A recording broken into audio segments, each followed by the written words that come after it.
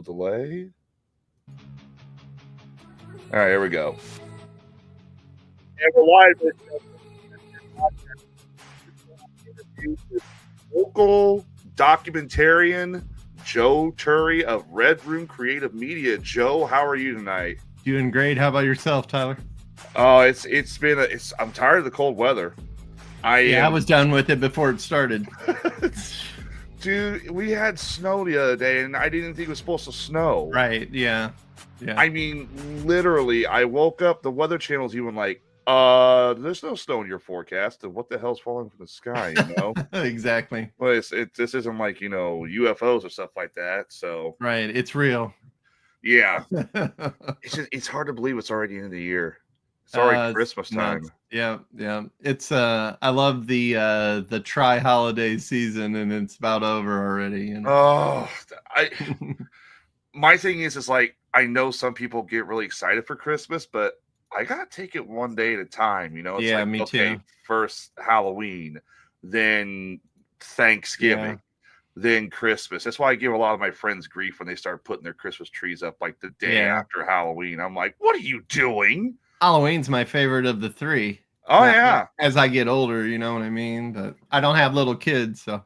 Yeah, Halloween is my favorite because I just like the feel, the time of the year, everything's dying off, going into dormancy. Yeah. You've got like the Halloween, spooky stick coming out. The vibe, The vibe of it, yeah. And then when you get to Thanksgiving, it's like, okay, now it's getting colder and all that stuff. And Christmas for me, I love Christmas. I absolutely love it because I spend time with family and friends and all that stuff. But after Christmas on December 26th, I'm like, all right, I'm done with this cold weather shit. 70 degrees, let's go. Yeah, for sure. I think my plan this year is I'm going to start burning styrofoam in the backyard to contribute to global warming. Hey, that sounds like a good plan. Yeah. Yeah. What can go wrong?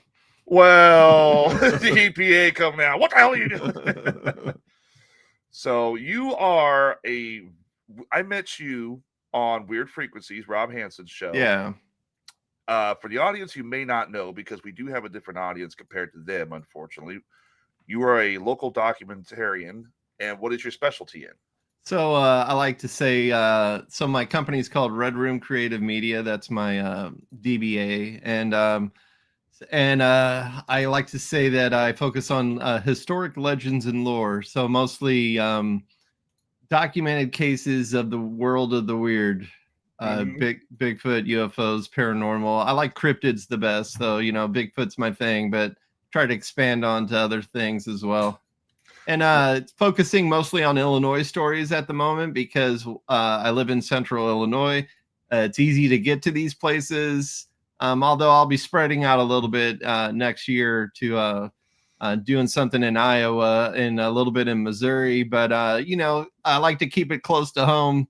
There's a lot of stories in Illinois that are amazing. And again, as an independent guy, I don't have a lot of funds. So it's a lot easier to go to these places in Illinois than to go out of state a lot of times. Right. So obviously in central Illinois, I think the biggest thing we've got really is UFOs, a few haunted locations. Yeah. Several haunted locations. What am I talking about? Yeah. And then you got Bigfoot. But what was it? A couple of weeks ago, I heard somebody said there was a Mothman sighting in Decatur or Peoria, somewhere around there. I know there was a Bigfoot sighting in Peoria by some truck driver. Yeah. That was kind of recent. I haven't heard about Mothman, but it seems like Mothman's been popping up here and there in the last few years for sure. Well, the thing with Mothman too is supposedly it's a harbinger of doom. It's supposed to be like a sign of bad luck when he shows up. Well, that's one of the theories. Yeah.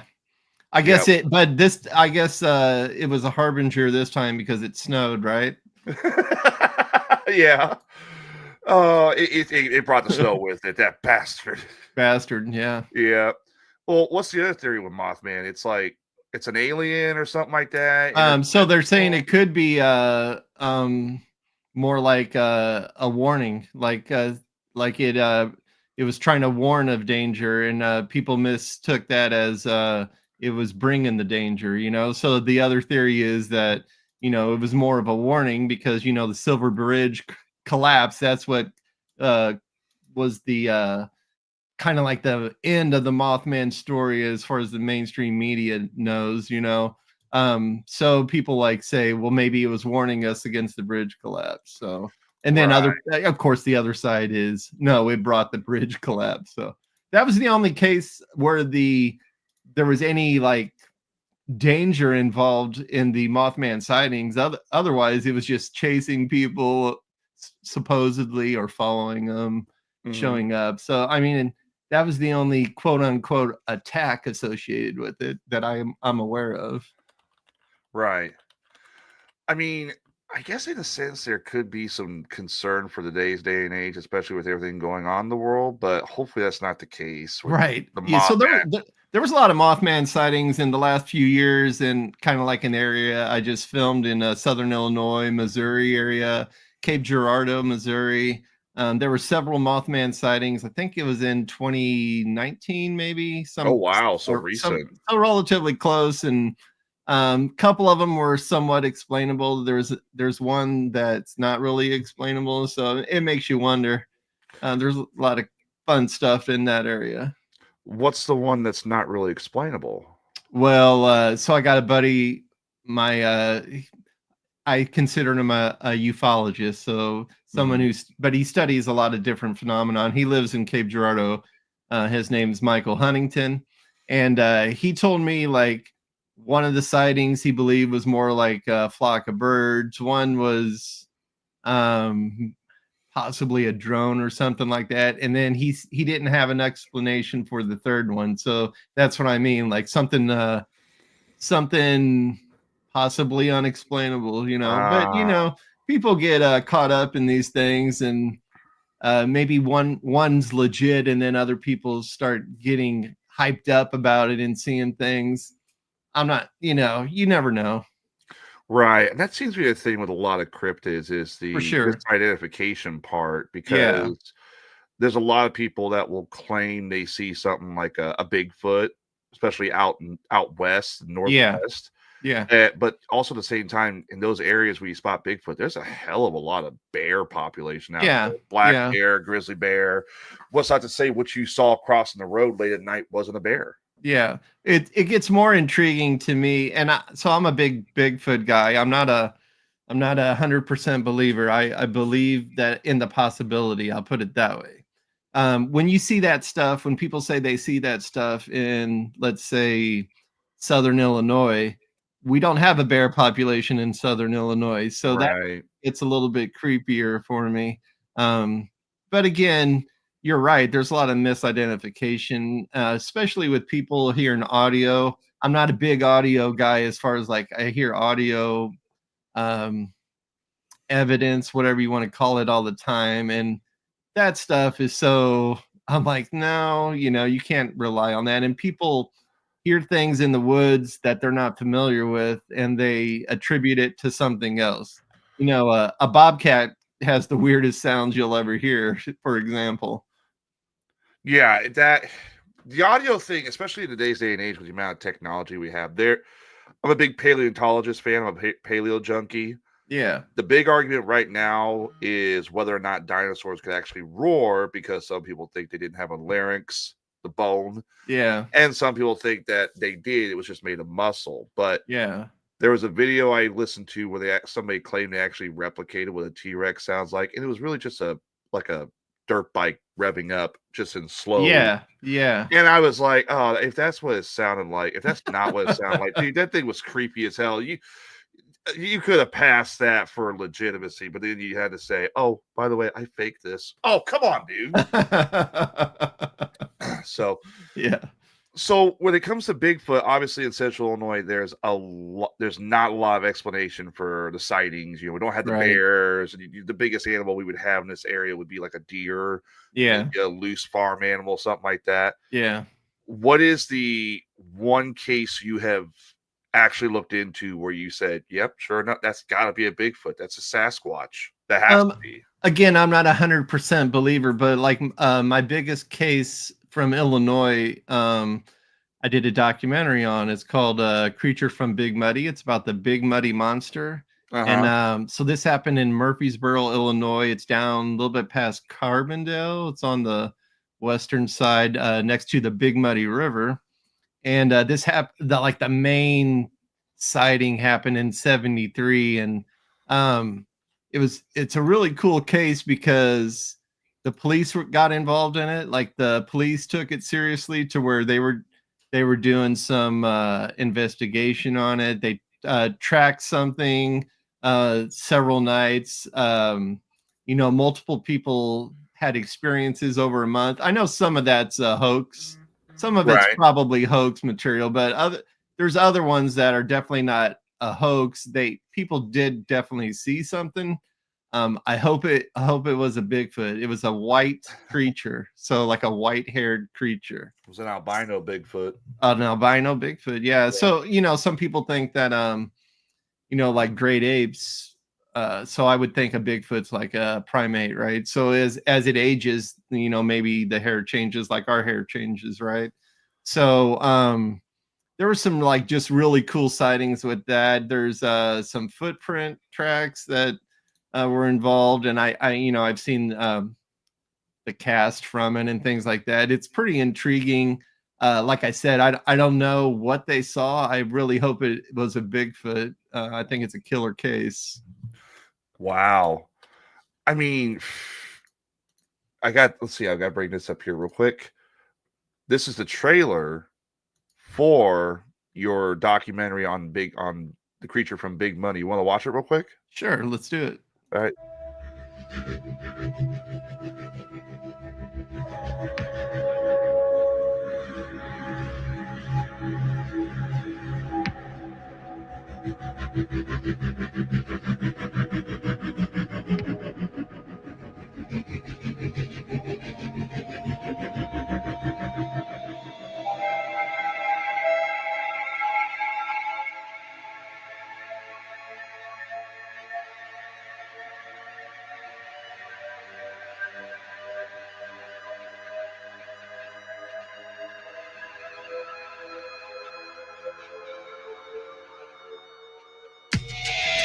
And the idea that, is there Bigfoot? Does Bigfoot exist any place? Does he exist here in Southern Illinois? In the early 1970s, in Murfreesboro, Illinois, the town was terrorized by a creature that came out of a local river called the Big Muddy. This river gave the creature its name, the Big Muddy Monster. Running as fast as I could back to that house, I can still remember to this day, that's what I remember the most about it, is running back to the house and being afraid. So it was I believe it was 1973. Willie got together with a couple of his associates and thought it'd be pretty fun to make up this creature costume of this big hairy river monster. Charlie said, "You think I ought to shoot it?" He was scared. He already had his pistol pulled.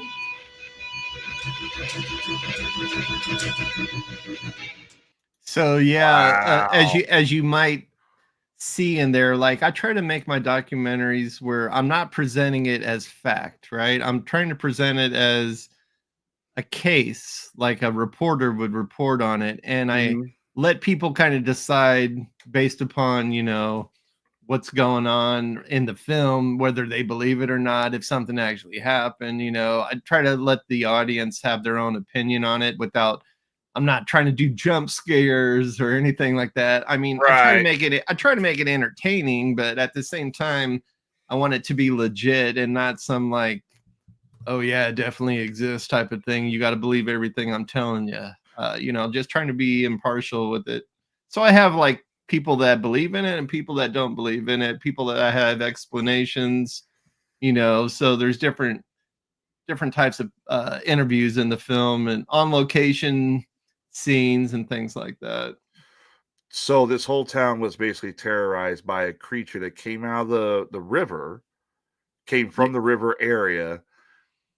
And it's the one I kind of closed the trailer out, but I wish I could have brought it up. That guy who talked about his friend having the gun. Yeah. So that guy, his face looks like, I'm sorry to interrupt you, but that guy's face looks like he's seen something that did spook him. So I'm going to give him that's funny you say that. A lot of people say that. So the main stuff happened in 73, that the guy that was talking about running, he was a little kid when he saw it. And then other people saw it the same day. So that's why we think his story's legit. And the cops came out that day. And the guy with the gun, he owned a junkyard. And so this happened in the 80s. So it happened about 10 years out or so after the main case. And that's a cool story. Think about that. You know, the guy and his security guard sees a 8-foot tall white Bigfoot in his junkyard. And thing was going off, like trying to scare the shit out of him, basically.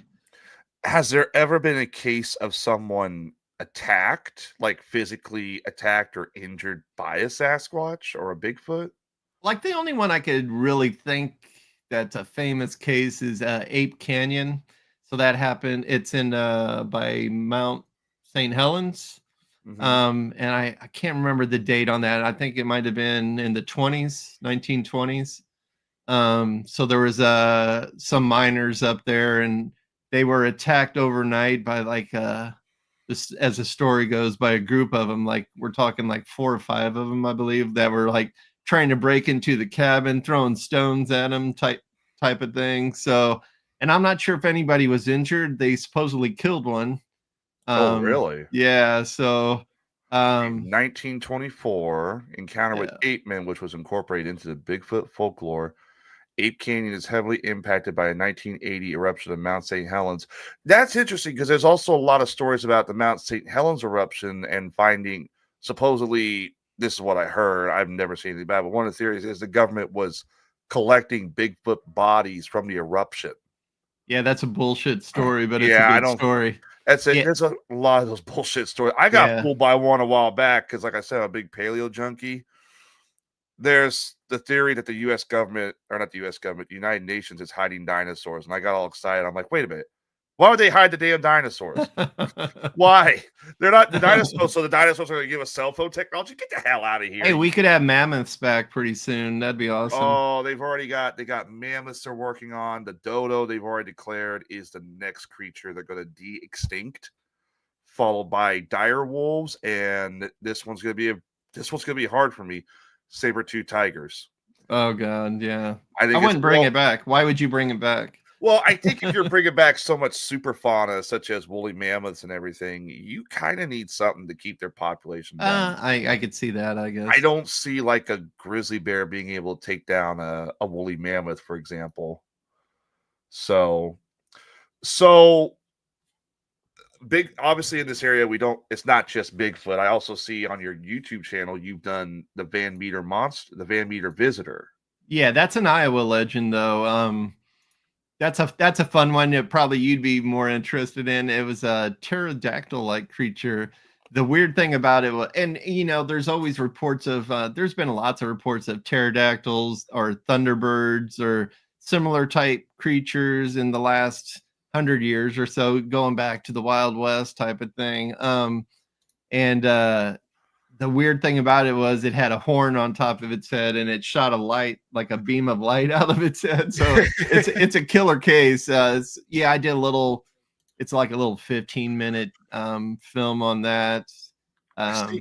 Somebody who's big into the paleontology, I want it to be real, but me too. I look at the Van Meter monster and I think, oh, it's the plot from Rodan. You had these 2 giant birds. They're practically bulletproof. They get trapped in a cave.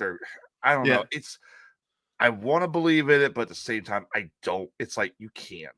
It's like with Bigfoot. My big argument's always been, all right, where's a body? You got to find the body. Yeah. You got to find the body. And I know there's people who sit there. What's going on, Mike? I know there's people who sit there and say, well, they could be cannibals. It could be, animal predation. They could bury it. It could be an interdimensional being. Yeah.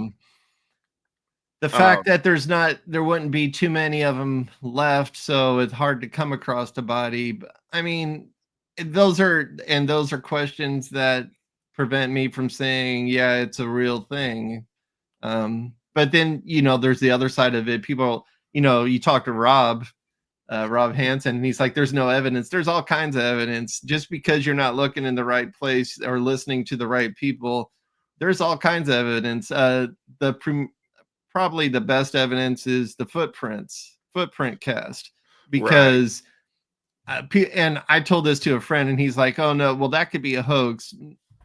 Yeah, but not every footprint you find can possibly be a hoax. Not when you're finding it out in the middle of nowhere. A hoaxer is going to put hoax evidence where people are going to come across it, not where people are researching for it.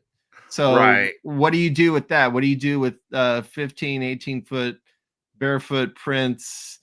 And if you study Bigfoot lore or research at all, there's a difference. The foot morphology, if that's the word, it's anatomically different than a human foot. Bigfoot has a metatarsal break, supposedly. Now, remember, I'm not trying to convince you this is real. I'm telling you. Oh, no, you're fine. You're fine. So, it has a joint in the middle. We don't have that joint in the middle. And it doesn't have an arch. It's flat-footed, which would make sense if you talk to someone who's into bipedal walking. If you're a multi-100-pound primate, you need a flat foot. You need that bend in the middle. So who come up with that? Who was smart enough to hoax that? Right. So like physically, the foot is properly shaped for a being of that weight and that height. So again, what do you do with that? Then you have your audio evidence, which again, I don't believe a lot of audio evidence. I hear it sounds like canine a lot of times, or birds. And then of course you have eyewitness accounts. Eyewitness accounts aren't proof. They make good stories. Yeah, we do have actual good video too, by the way, but without a specimen, you can't even prove the video's good or real. I mean, I saw one person, he'd explain why creatures like Bigfoot wouldn't exist is because of the giant squid, because we knew for decades that the giant squid existed. We found the remains of their beaks in the stomachs of sperm whales. We saw the damage on sperm whales when they'd eat one. And then we started finding them more and more. Well, yeah, that's all fine and grand. But the question is, what are you going to do if you start finding, like, for example, like you find the footprints, people say they find hair matter, organic tissue, stuff like that. What's going to happen the day someone actually pulls a Bigfoot corpse from the woods? And then it's going to flip science on its head, in my opinion. Sure. But, also nowadays they're finding a lot more offshoots of primates, big or bipedal hominins. There's just, we always thought that like humans had a one-way track, and it's more like a tree, right? Right. So if Bigfoot exists, it's a primate, in my opinion. You know what I'm saying? Just an offshoot of something. The big theory is that it's what Gastropithecus, which was prominent in North America, like right before the Ice Age, but they think it would extinct right during the Ice Age. They think the cold weather zapped it, but Gigantopithecus. Yeah, it's the same thing with giant squids and coelacanths. Those things, you look at alligators, for example, they survived through the dinosaur extinction. Right. Yeah. So a small population of something could have maybe survived. Yeah.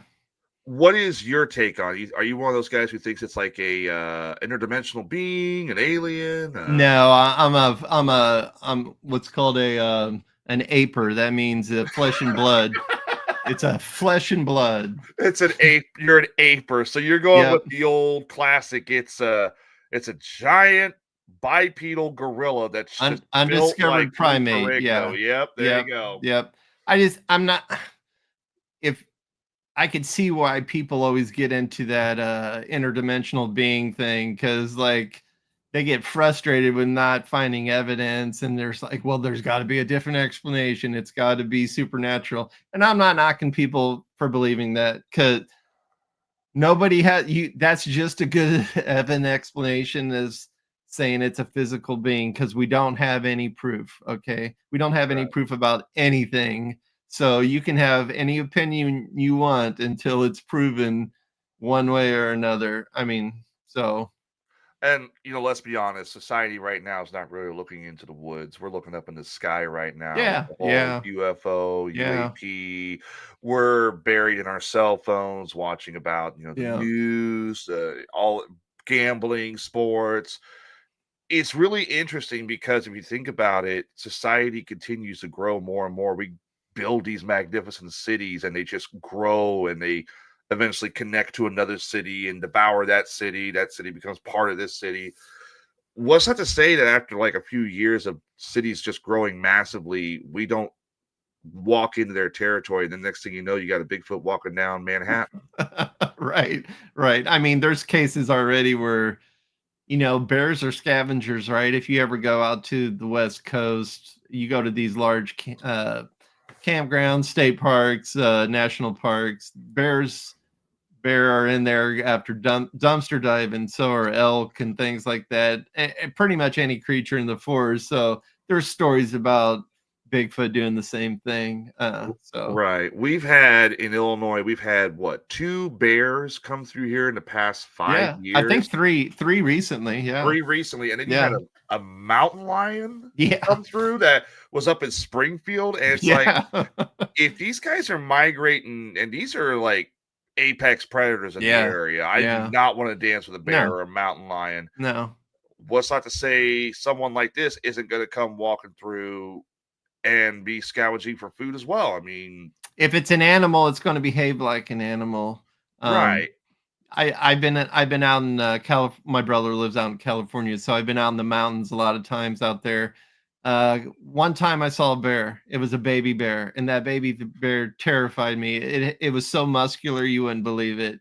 And then it's an animal, so if any animal is going to be, it's not a cute little thing. It's like those people that try to take a picture of standing next to a bison in Yellowstone, and then Oh they get God. gored, right? So stay strapped. There you go. Yeah, so I mean, people are always out there searching. I guarantee you don't want to come up face to face with a large creature. You don't, you know. Right. Well, that's also assuming Bigfoot's a carnivore. It could be an Right. omnivore. It could be an herbivore. It could be. Some Well, of the largest herbivores on the planet. The main theory is that it would consume everything a bear consumes. So bear eats meat, bear eats vegetation. So if you weigh that much, you're going to have to get a lot of calories somehow. Yeah, I can see it being an omnivore or a scavenger of some type. Animals like to do 3 things, right? They like to create, they like to sleep, and they like to eat. 2 of those things you don't want to happen to you by a Bigfoot. Okay. So all of a sudden, there's an article I read where a guy claimed he had the answer to finding Bigfoot. This was the stupidest thing. I read it on Rob's show, and Rob just kind of messaged me and said that can't be a legitimate article. I believe in a lot of things, but the guy's argument was he wanted to dress up like a female Bigfoot and put like bows and all that stuff on him, ribbons. And I'm sitting there thinking, there's no way that's going to work, because the only thing you're missing is Bigfoot showing up. You hear, the lion sleeps tonight, that little opening intro. Now all of a sudden we're cutting to a damn funeral. The guy got killed by Bigfoot. Right. Somehow he got split in half. We're not sure how. Hog leg Bigfoot has. It's like that saying, it's like, oh, if they got big feet and big hands, right. big nose, and back. Gosh. So outside of Bigfoot in the area, obviously, I don't think there's really any other cryptids besides Bigfoot. You got ghosts. So in Illinois, we had something called the Enfield Horror that happened in 1973 as well. We also have the Piasol bird, which that's not a real cryptid, but there were a lot of Thunderbird sightings in Alton. I think that happened in the 40s. Enfield Horror is a fun one. It's a 3-legged monster that was seen in Enfield, Illinois. And it's a good story. These kids were home alone one night, and they heard some creature scratching at the door, and it was trying to get into the house, and they saw it out there, and they, freaked them out. So they huddled in the middle of the house until their parents come home. Then, they tell their parents, we saw this 3-legged creature. I can't remember how big it was. It was like 6 foot or smaller, and the dad's like, yeah, you're full of shit. You're full of shit. And then all of a sudden they hear the noise again. Like it was scraping on I think it was an air conditioner or something like that. And, yeah, so that's a good description right there. So the dad busts out his shotgun, opens the door, and it's standing right there, and he blasts it, and it just went away. Like it didn't. I don't know if it disappeared or just ran away. Like the shotgun didn't do anything to it. Again, it's one of those cases the cops investigated. Multiple people saw it. The explanation that they always give you is it's a circus train derailed and a kangaroo escaped. 3-legged creature. It's like, how many circus trains have crashed in the United States? There's a lot of circus trains that have reportedly crashed. Right. It's like one. It's like one, so it doesn't happen. So, but that's always the explanation. But that's a fun story just because it's so weird and bizarre. That's a pretty well-known story. A lesser known one is the Thunderbird cases in the 40s where, these pilots saw these birds that looked just as big as like a biplane or, something like that, single prop plane, something like huge. And then I think in Lawndale, Illinois, around that year, some little kid got picked up by this giant bird in his backyard, and his mom carried him like 10 feet or so, and his mom had to grab him. Wow. Yeah, so that's another cool Illinois story. Of course, we had the Chicago Mothman, 2018, 2019, something like that. Right. Yeah, so there are some good cryptid stories in Illinois for sure.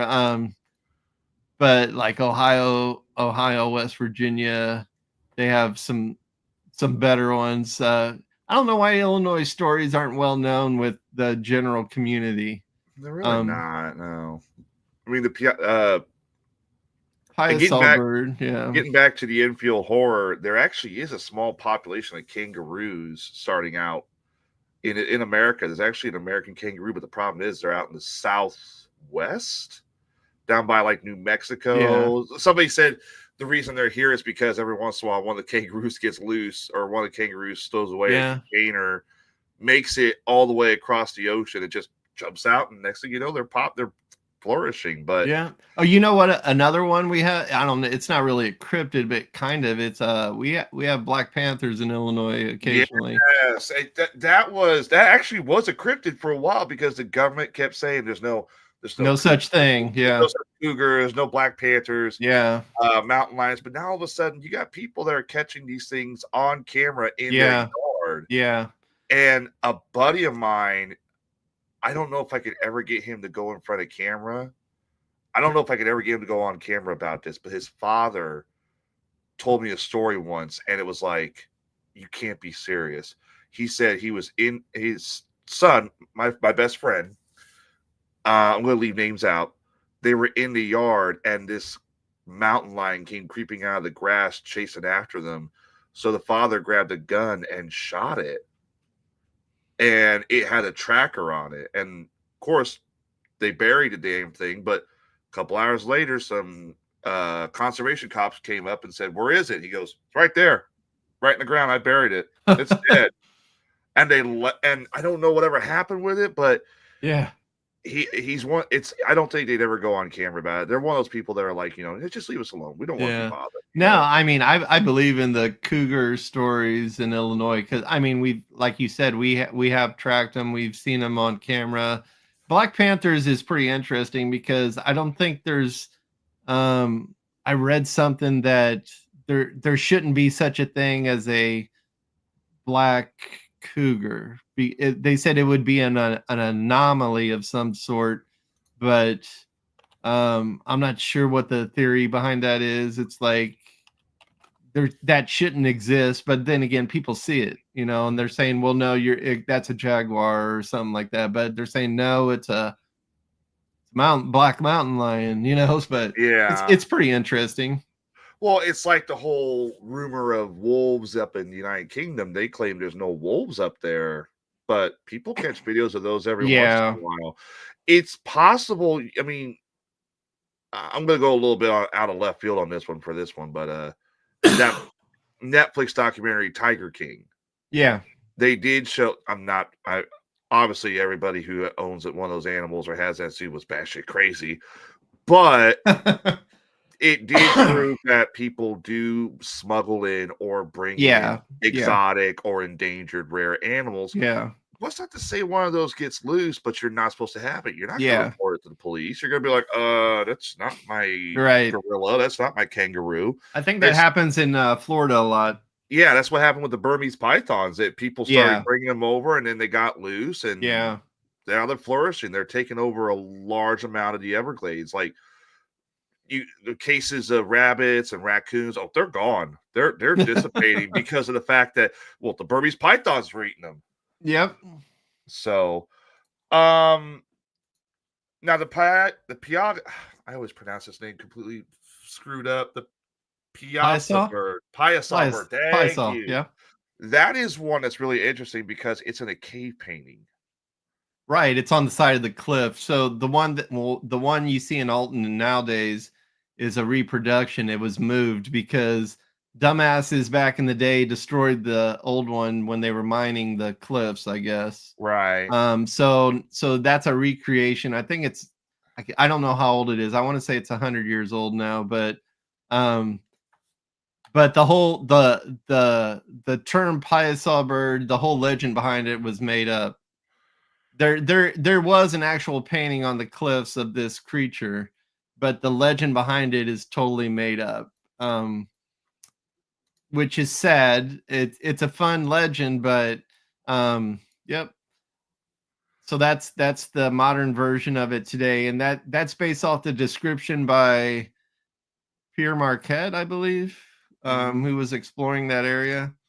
There's controversy if the wings were actually on the original or not. Some people claim like when it rained, you could see the wings, and then other people said no, there wasn't any wings. But regardless, it's a fascinating case. Like, even though the modern story of it is false, there definitely was an original painting of it on the cliffs. So that's all like tourism stuff nowadays. But again, fascinating story for sure. It's like, what? Okay, so why did they paint it to begin with? So it's a Native American painting. But they don't know what the truth is behind the legend, which kind of makes it even more creepier, doesn't it? Kind of does, yeah. Why would you paint this giant monster on the side of a cliff? Why would you paint what looks like a griffin, for example? Yeah. It's fascinating how they. It's fascinating how some of these, because there's also cave paintings of like Neanderthals or Homo sapiens back in the day that depict weird, unusual creatures. And of course, you have the creationists. These are the people who believe dinosaurs exist and they live alongside man, and they're idiots. Yeah. They're the ones who claim that they're seeing dinosaurs. But I'm looking at it like maybe it's just something inspired them, because you know how some people will misidentify, like, for example, they'll misidentify a UFO for a drone. Yeah. What's not to say it didn't happen back then?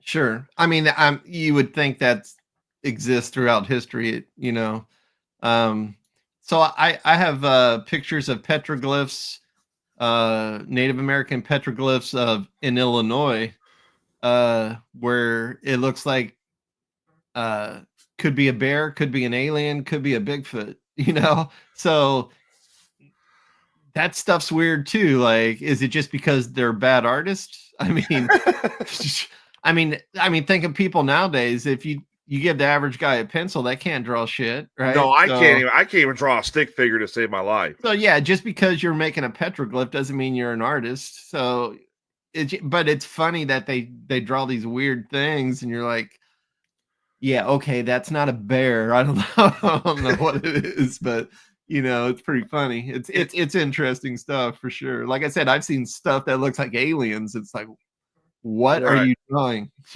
Well, it's like you have those one painters that they come in there and they paint, little stick figures killing a woolly mammoth. Yeah. Those are the good painters. And then you have that one painter. It's like, Jimmy, what are you doing? Jimmy, you can't paint. When do you paint a woolly mammoth with 5 legs? Right. It's like, get out of here. I'm sure you've seen that one on Facebook that shows up all the time. It looks like a brontosaurus. Oh, I hate. It's like, what the heck is that, though? Yeah, now, there's no denying they probably could have found fossils of the thing, and like this thing was alive at some point, but. Yeah, that's the whole point about the whole dragon controversy, which apparently now that I have a podcast, I'm supposed to believe in dragons according to the media. Thanks, Joe Rogan. But the argument is that, when it comes to dragons, I feel like, people found bones, fossils of dinosaurs, and they kind of pieced together that they didn't know it was a fossil. They thought it was the actual skeleton of, say, an Allosaurus or a Pteranodon or something like that. And they're like, oh, well, I killed this thing, trying, bullshit their story, get the ladies at the tavern to like them more. I killed this thing with my bare hands. They put up a hell of a fight. It spit fire and shot lasers out of its eye. Then you got that one in the corner, like, what? He just like trembling on thunder from thunderstorms a while back. What the hell is this? Going back a little bit, here's one for you. People always say, why don't we ever find bones of Bigfoot? How do you know that people don't come across bones of Bigfoot and don't know what the hell it is? That's like, a good point. Because you see bones in the forest, okay? Somebody who's, unless you're an expert hunter or someone who knows about, whatever, you come across bones, you're like, okay, well, that's a deer. I mean, I wouldn't. I come across bones. I have no idea what these creatures are. It could be a beaver, could be a fox. I don't know what it is. You know what I mean? So, come across some bones, and you probably won't find a complete skeleton. What if they come across a shin bone or something? Right. It's like, what? Okay, what's that? Oh, an elk. So let's keep walking. You don't know if people have come across bones. You don't know if they come across bones. You don't know if, like, wildlife has sat there, like coyotes, scavengers. Yeah. Oh yeah, in days. You can't tell me that thing is just not tasty. I'm pretty sure. Right. Dead Bigfoot, the coyotes who eat small animals and everything, they're like, oh, I'm eating good tonight. It's a Bigfoot. Oh, it's 100%. Get that protein in me. There we go. And you know what? Sick animals. I don't know if people should know. Sick animals don't normally die in like a populated area. They'll go like somewhere that's safe for them. So they'll go in a remote location to lay down. You know what I'm saying? So you're not going to come across bones in a well-known area, especially if it's an animal that there's not a big population of. Right. Again, not trying to convince anybody it's real. I'm just telling you some explanations. Let's see. Carl Jones is in here. I've had him. Hey, Carl. Yeah. He hosts the Paranormal Party of 8. Yep. He's also got classes. Well, he's one of the hosts. I'm sorry. Yeah. One of the hosts of the Paranormal Party of 8. He's also got classes out of Lincoln Land to deal with this stuff. You might want to talk to him about. No, I'm familiar with Carl. I've never really talked to him. I think I've communicated with them before, but yeah, I know he's got some stories. He's had some different sightings for sure. Carl is I like Carl. Carl was great. He now thanks to Carl because of the story of this trunk his father brought home that may or may not have had a ghost attached to it. Every time I go to a Goodwill, I'm looking at trunks. I'm looking for trunks because I'm a ghost guy. Ghosts I can find easily. It's like I'm not messing with that stuff, man. That's my biggest fear, to be honest with you. You don't. That's your biggest fear is ghosts. Yeah, I've had paranormal experiences. I believe in paranormal more than anything. I gotta ask, what's your paranormal experience? I've had several. Some of them you can explain away.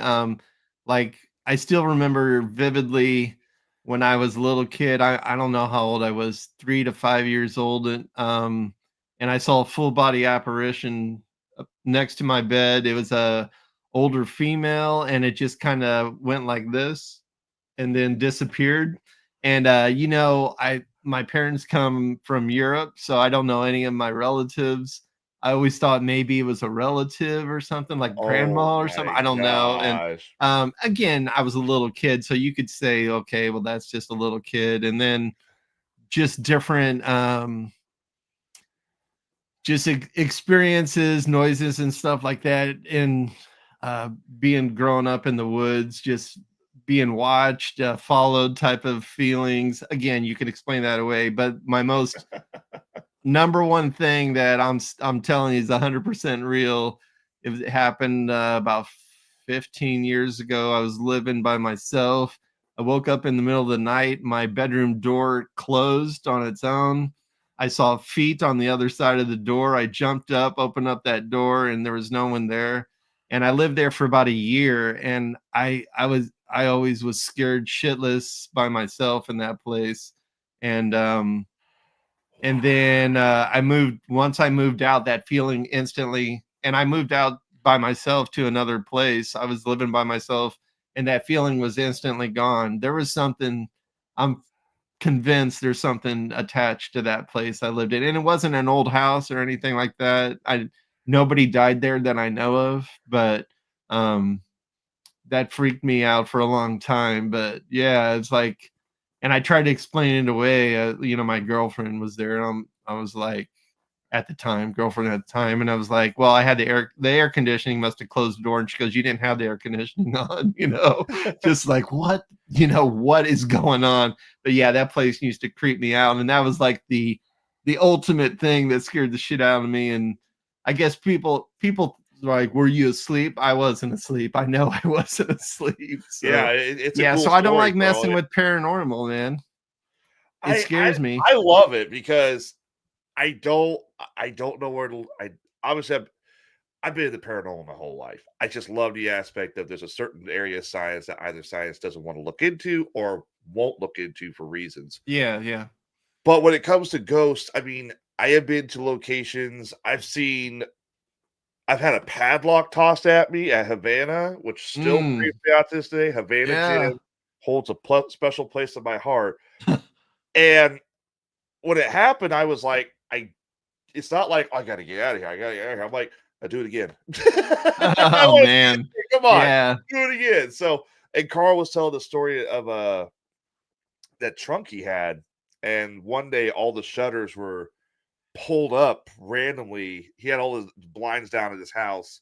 He was a kid, and all the shutters just went up at the same time. And I'm like, I would love to see that. I don't care if it scares me. I want to see that. Oh, no. Yeah. See, like in my faith growing up, that we don't have ghosts, we have demons. So like it, and nobody knows, obviously, and obviously a lot of people don't believe in the afterlife. I do. Yeah. Demons ghosts scare the shit out of me. What can you do to fight a ghost? At least with the Bigfoot, I could stab it or something. Bigfoot walks up. Go ahead, stab away. Right. All right, my turn.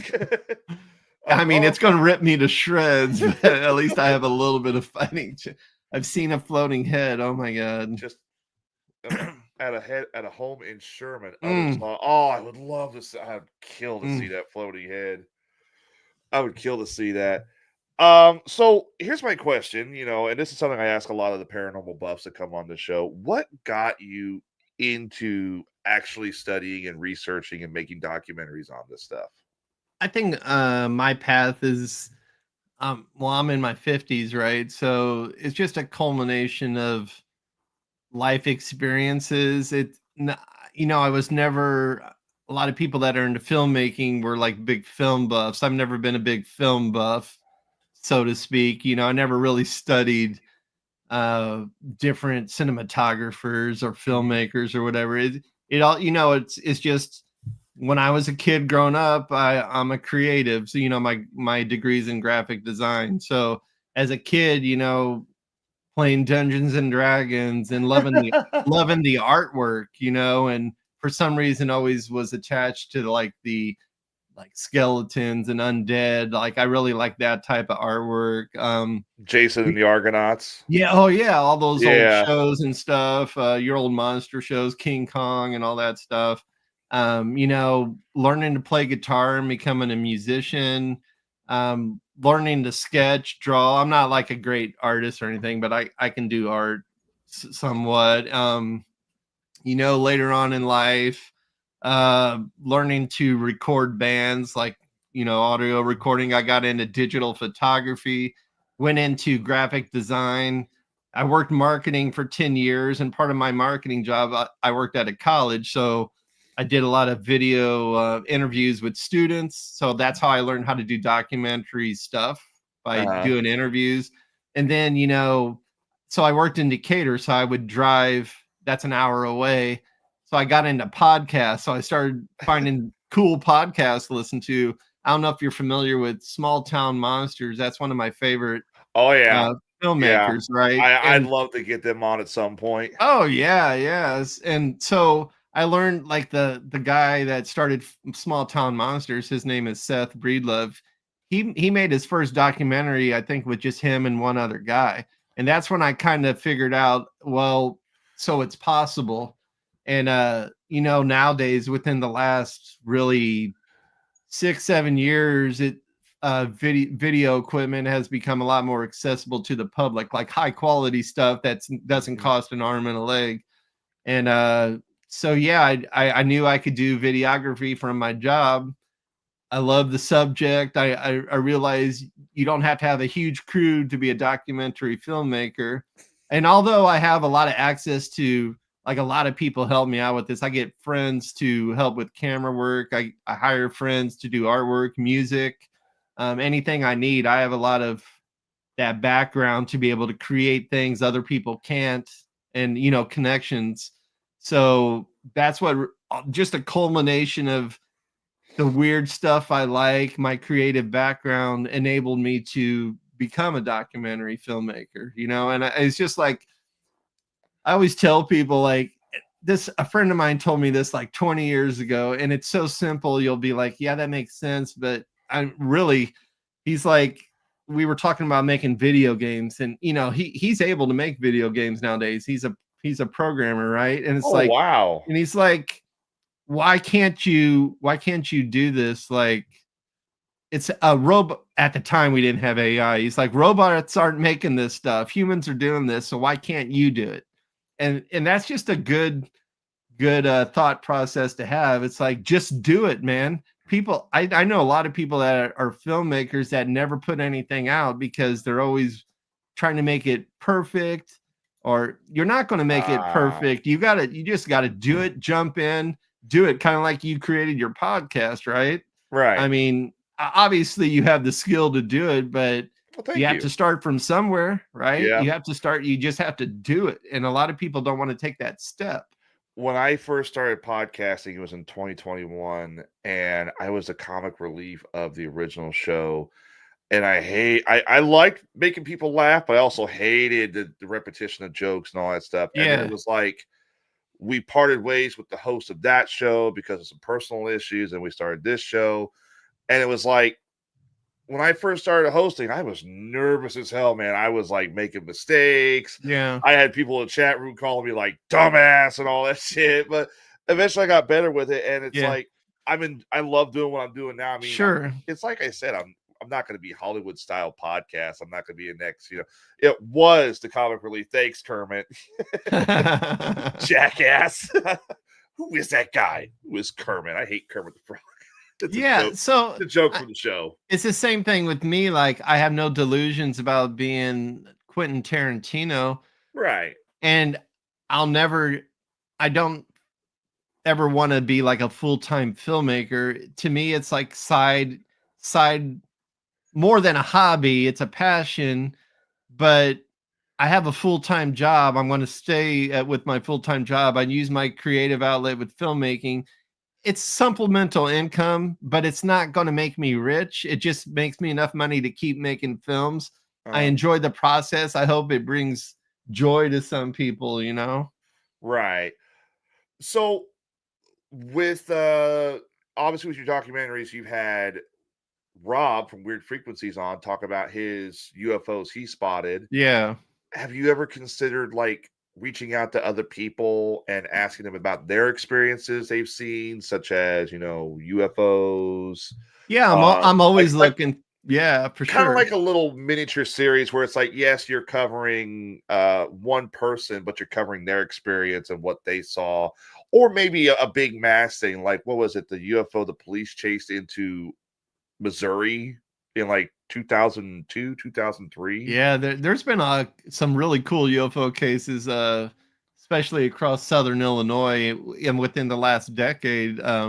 And yeah, I know the one you're talking about back in the early 2000s too. But yeah, I'm always looking for stories like that. Actually, that's kind of like what I'm trying to do nowadays is creates like these small 15, 20-minute shorts for my YouTube channel, try to build up my YouTube audience. I'm always looking for people to tell their stories that are willing to. A lot of people will reach out to me about a story, but then when I'm like, would you like to interview about it? It's like, no, because they're scared or whatever. They don't want to be ridiculed. It's like that's common in documentary filmmaking where people will reach out to you. They just want to get the story out there to somebody, but they don't really want to go public with it. You know what I mean? But I'm always looking for people to do that. Actually have someone down in Carbondale. I might be doing a story, smaller interview about a UFO case down there soon. But yeah, I'm definitely looking for stuff. If I encourage anybody to reach out to me and, you know, via Facebook, that's probably the good way to find me. Yeah, I'd love to interview people. Now, as far as a UFO phenomenon, have you ever seen a UFO? I mean, not that I know of. I mean, you always think you see weird stuff in the sky, of course. If you're looking for it, you can you can find it. UFOs are common. Whether I'm not saying they're aliens, but UFOs are common. And probably one of the most provable things of the big three between ghosts, cryptids, UFOs. UFOs are we have the most evidence for UFOs. Especially nowadays when the government's coming forward and saying, yeah, about that UFO stuff you talk about. Yeah. But I mean, that doesn't tell you what it is. But I don't think I've never seen anything where I'm like, yep, that's UFO. It's more like, that's weird. I don't know what that is. Is that a satellite? That's weird, you know? Yeah. But yeah, no, I know a lot of people that say, yeah, I've seen one. Yeah. And people like they don't bring it up unless you say something about it. And then, yeah, you know what? I've seen one, and I believe them. You know, they're common. It's 100% a fact. It is very common. I have seen, and Rob once bursted my bubble on this once, but Carl Jones, he kind of propped me up on it. I've seen 3 things. 2 I can explain. One was a jackass flying a drone at 5 a.m. in the morning, which I hated that. I was so excited. I'm like, what's that blue light? What's that blue? And I heard the Yeah. The other one was actually, I stepped outside. We were at my old apartment. Me and my fiance were watching The Mandalorian. It was a cold winter night. Like there was a good amount of snow on the ground, full moon. And I stepped outside to smoke a cigarette. I just happened to look up, and there was this jet flying low to the ground with inverted wings. Like picture Batman's bat jet. Okay, yeah. But more like a fighter jet style. Okay. Less Batman, more, but with the wings inverted. And it was leaving hard contrails, and I'm like, oh my God, what is that? Is that a stealth bomber? It was making no noise. Neat. It suddenly banked towards St. Louis from the Jacksonville area. Okay. And then actually my buddy Adam found out there's actually a fighter jet. I forget what the name of the fighter jet was, but it was the exact same jet. Oh, wow. Okay. It's an American jet with inverted wings. And I'm like, There's only the one time I saw something I can't explain with the UFO, and I have no problem telling these stories. I mean, I'm a ghost hunter, for God's sakes. I love this shit. Have you ever heard of the Carrollton Almshouse? I don't think so. No. It was a house in Carrollton, just on the outskirts of town, and it was a precursor, basically, to developmental centers. Okay. It was where a lot of the poor people, the homeless or disabled went, and they lived there. It was closed down, and this thing had stood the test of time. Unfortunately, some jackass set it on fire a couple of years ago, and it's gone. But me and my friends, we'd found out about this place just starting out as ghost hunters. We decided we wanted to go look at it. We wanted to go see what was there. And it had just rained. It had just rained, like thunderstorms and all that stuff. So there was overcast in the night sky. We get there about 2 o'clock at night, 2 o'clock in the morning. And there's 3 stories. There's the bottom floor, first floor, second floor, and there's like a bell tower balcony. We were up on the bell tower looking out, and it was like muggy. The corn was up. The corn was like fully grown, all that stuff. And you can see the clouds are moving fast. And I happen to look over above the tree line, and there's an orange dot just sitting there. And I was like, well, that's weird. It's just a regular star sitting in the middle of the night in front of all these clouds. What is that? I asked my buddy, I'm like, do you see that orange dot up there? It's kind of moving a little slow. It's like, what the hell is that? He's like, oh, that's an airplane. An airplane at 2 a.m. in the morning? Right. Get the fuck out of here. That ain't no airplane.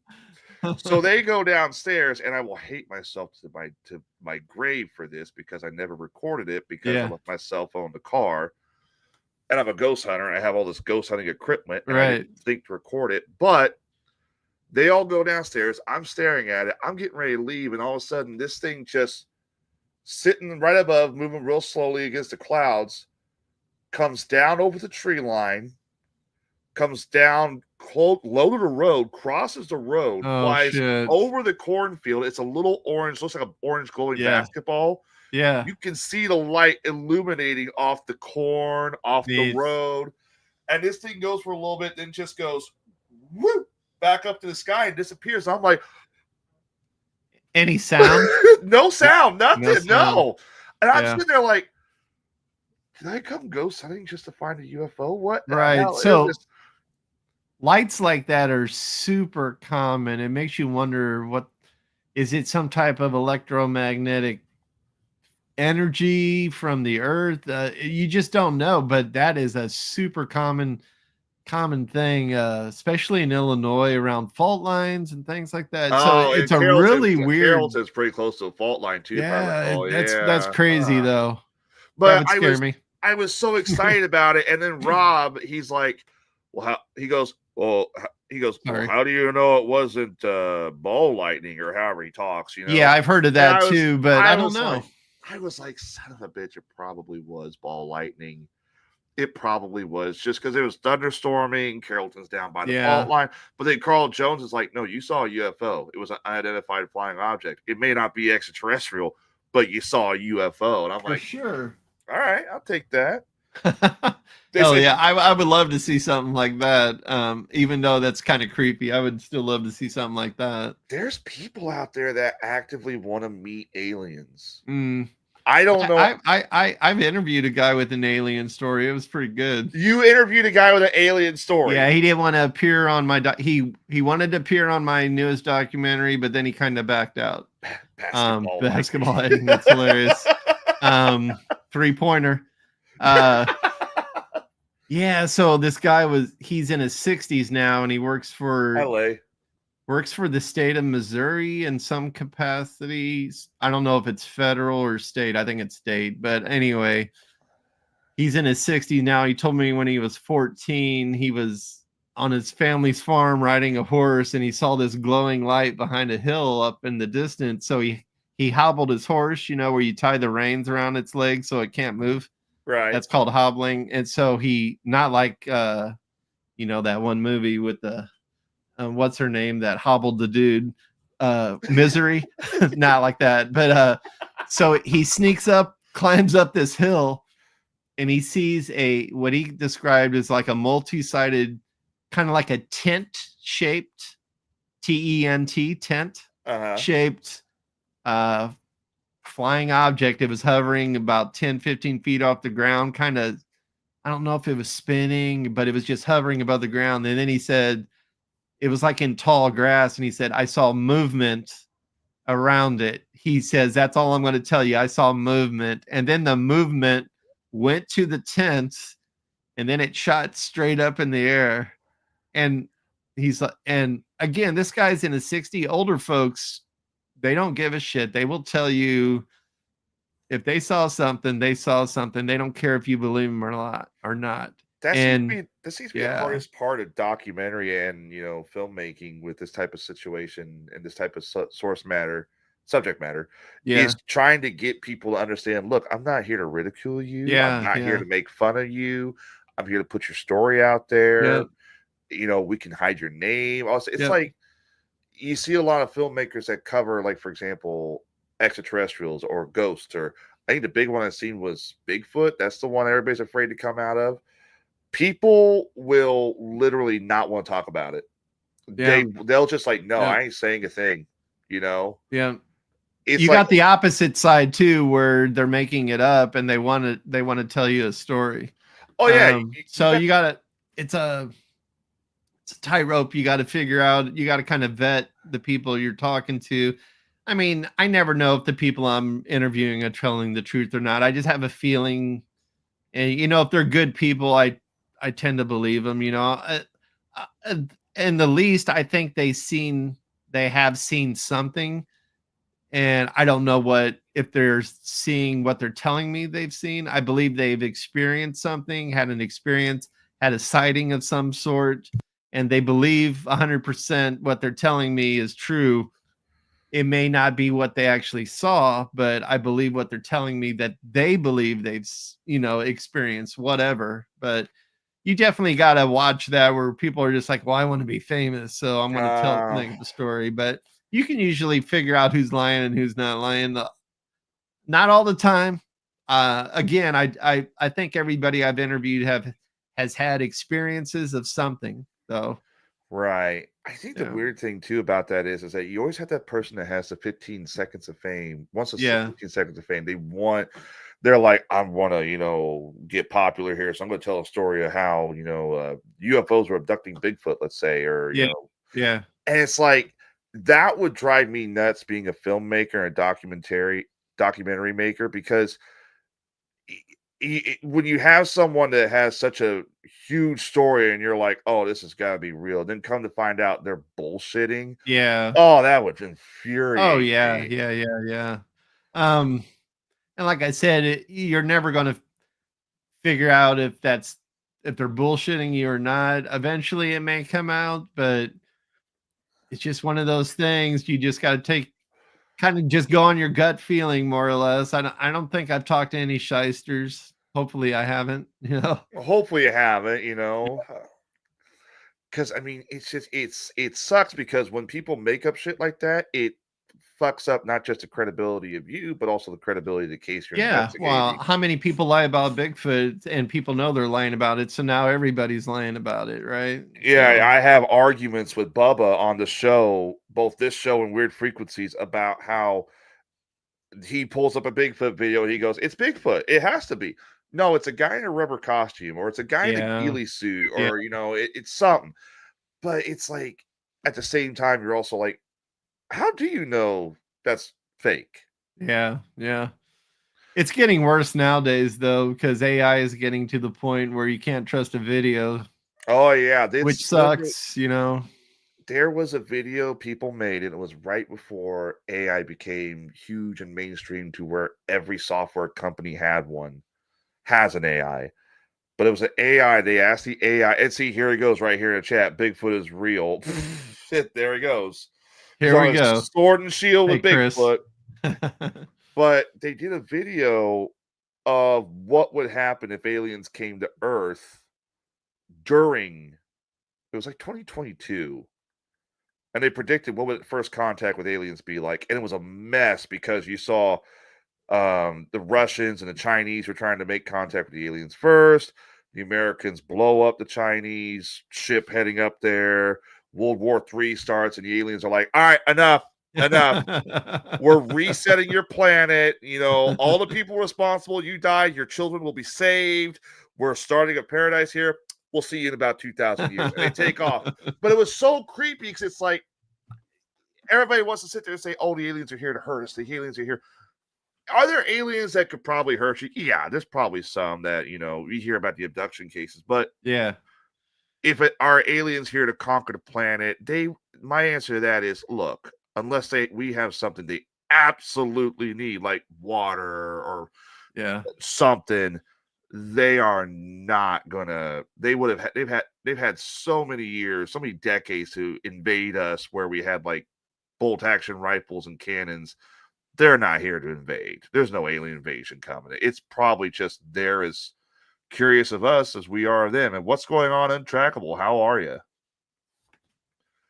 So, I don't know. What is your take on the whole alien situation going on? I don't believe in aliens, but sorry. Yeah. No, that's fine. I think it's hilarious that UFO people trust the government with this UFO shit.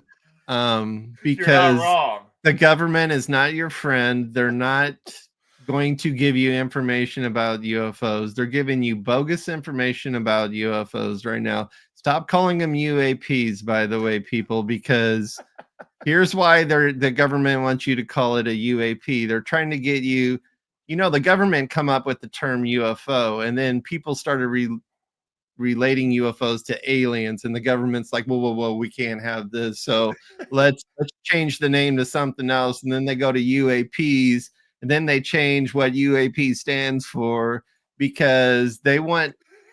And a friend of mine has a really good theory on this. I like this theory. He thinks that the government is going to start controlling drone traffic for financial purposes, like make a drone highway and then charge people to use that drone highway. So they're getting you used to the term of UAP to get that stigma of aliens out of there. And it's working. Everybody's calling it UAP now because that's the new cool phrase. Yeah. So now they're slowly getting it out of your head that it's an alien, right? And I'm not saying, again, I'm not a believer in that we've been visited by aliens, even though that'd be cool as shit. But if we have, and the government's just like, well, let's start calling it UAP, and everybody's doing it. So why how are you so stupid that you're believing what the government's telling you? Have they ever come out and just told you the truth 100%? No. So why is it different now? Stop believing them, people. Jesus. We still don't know the exact details of the Kennedy assassination. No, we don't. Yeah, we don't. And you bring up a good point about the whole, they're talking about it now, but how do we know they're not BSing us because they're trying to dissuade us from the fact of the whole UFO thing, where you see UFO, you think alien. Yeah, you're right on that. And when you look at UAP, it's like that's much more. And this isn't my theory or anything, but I think it's a pretty spot on idea. I mean, what happened in Roswell? They convinced you that it was a weather balloon, for F's sake. Come on. It's not a damn weather balloon. I don't know what it could have been. Like a foreign craft, maybe, or maybe it was a spaceship, but it wasn't a weather balloon. And so you think they're telling the truth about that? Or you think they're telling the truth about this shit nowadays? That's very true. Yeah. What was it? It was the last UFO UAP commission. They showed a bunch of evidence. They declassified a bunch of videos and pictures they had of UFOs coming out of water. And of course, social media goes right to it, thinking, so the space aliens don't come from space. Yeah. They're in the oceans. They're the mermaids. They're pissed. Yeah. They're Atlantis. It's like, where in the hell did we get this part from? And people will tag on to it anything. Oh, yeah. It seems like. It just cracks me up that people are just like, well, the government's hiding stuff from us. They're lying to us. And then they bring out this bullshit. And then all of a sudden the government's telling you the truth and you're believing it. Yeah. I mean, come on now. I don't know. It's Atlantis is full of sentient GoBots. I will ban you one day, Kermit. I swear. I got only 3 GoBots. Come on now. I don't know. Okay, so if you don't believe in the UFO phenomenon as much. No, I believe in UFOs 100%. They're real. I don't necessarily believe, and again, no one has an answer. So I'm not saying I'm right. I just don't think they're alien craft. I think most UFOs are military. Okay. If the legit ones, I should say. That's my logical take on it. I think it's more fantasy that it's an alien piloting a ship. Again, I'm not saying I'm right, because who knows what it is, you know? But what about the gentleman who said he saw movement when he was riding his horse when he came across the tent? That's like me saying I believe in Bigfoot, but I can't prove it. You know what I'm saying? Like, oh yeah, I can see that. you Yeah. see, you know what I mean? Like, I think he saw something. I don't know what he saw. I think he saw something. If You there know? are, let me play devil's advocate here real quick. Let's say, Yeah. for example, there are aliens coming to Earth. Yeah. What do you personally think they would be coming here for? Probably why we go to space, for exploration. You know, resource, who knows? I mean, but I don't think we have any real evidence that any resources have been taken. Do we? I mean, but you never know. But yeah, exploration, stopover, late night snack, you know. Oh, Herb, I'm tired. You know, hey, let's go fuck with the monkeys. Come on, we'll go grab some fast food. We'll laser cut a cow. Yeah, you know, when I was growing up, the animal mutilation thing was huge, and that's still kind of freaky though, because what was that about, and how is that possible? I mean, maybe there's an explanation someone has out there that, like, oh, that would make total sense, but like when you see pictures of that stuff where it's precision cut, how's that? Excuse me, how's that happening? Like, what? Somebody made it. I don't know if I hear a whole lot about that except for like Skinwalker Ranch TV, but I don't know, man. Yeah, I don't really hear anything about the cattle mutilations anymore. One person, he mentioned in his book, I think it was George Knapp. He thinks the reason that there's cattle mutilations is maybe because the aliens are studying the effects of mad cow disease, because mad cow has a potential to jump to other species. It kind of already has with white-tailed deer. You know, you have that chronic wasting disease, or the zombie deer, as people call it. So the biggest fear has always been that mad cow would jump to humanity, which, I mean, let's be honest, in 2020, the official story was somebody ate a bat and we had COVID. So it's possible, but I don't know. Unless the aliens are like, oh, we got to protect these damn monkeys. Let's make sure not even painted McDonald's here. You want to think about something. Think about the history of UFOs. Like, I have a book on the history of UFOs, right? Why have the shape of UFOs changed over the decade? Yeah, we've talked about that. You've had the saucer, you've had the triangle, then you had cubes. It's also, I read Tic Tacs. I'm tired of hearing about Tic Tacs, but yeah. Tic Tacs, now it's the black orbs. Some people you don't have a lot of saucer sightings anymore. No, you don't. No, it's more of a, whatever the technology is of the time, it changes. So you're telling me an alien used to have a flying saucer, so that's like what the old what's that called? Like the Ford, what's the first vehicle? The Ford T, whatever. The Model T, yeah. Yeah, the Model T. So the flying saucers, the Model T, now they're flying you know, like a Ferrari or something, or, you know, like no, those are the Tesla models. Right. So they're flying through space in a Model T, and then 60 years later, now it's Star Wars or something. Yeah. But it's a fascinating thought. So that's where you get into the thought process of, are these ultra terrestrials? Are they living in a reality, like another dimension that's just attached to Earth? And, you know, or do they appear to us as the way we want them to appear, to make it somewhat more believable, or whatever it is? You know what I mean? Like, because there's lots of stories where people have mind connections with the UFOs. Like, they'll see UFOs, they communicate with them, that UFO comes down, and then the probing begins. So, I mean, what's going on as far as like, yeah. So what's with the changing of the shape of the UFO? That's what's crazy to me. Maybe the theory is that aliens are highly intelligent, like with a telekinesis powers. Yeah, yeah. Maybe it's possible they change their shape or they change their look to look more, less spooky. Like if you see a flying saucer, you're like, sure, oh, yeah, it's just like the old War of the Worlds Godzilla movies and yeah, stuff like yeah, that. But if you saw their real ship, you'd probably be like, I'm shitting my pants right now. yeah. Or you couldn't see it. Like you hear stories of the old South American Mayans or whatever, Aztecs seeing Spanish ships and they couldn't see them because they couldn't comprehend what they were looking at, so maybe it's something like that where they're making a shape that you can comprehend. I actually Googled in saucer sightings, and that's the only saucer sighting we've had this year. Neat. So looks fake. It looks fake.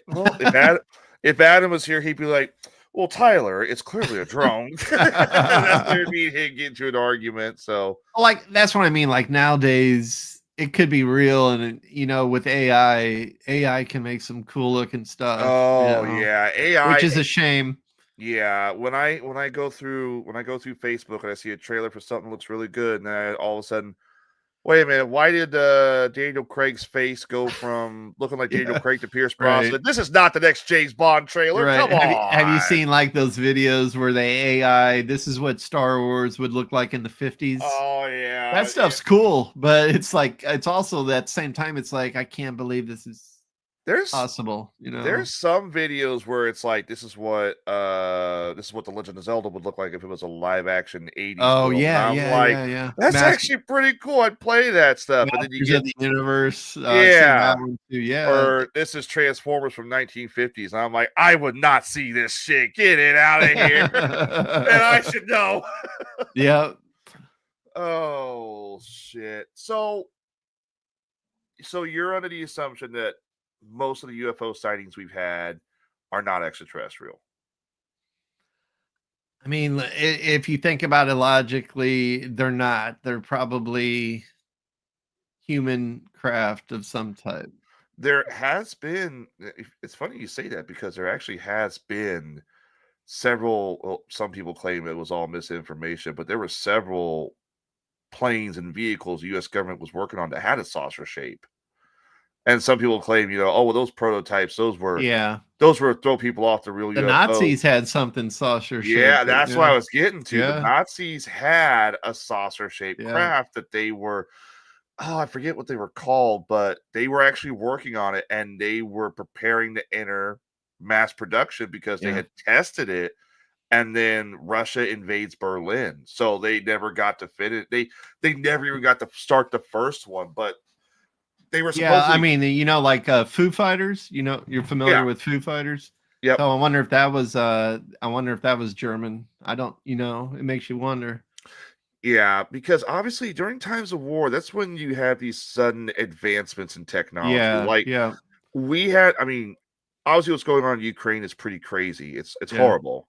Yeah. But we had the other night, Russia used a non-nuclear ICBM, technically a non-nuclear ICBM in Ukraine after Ukraine launched American rockets into Russia.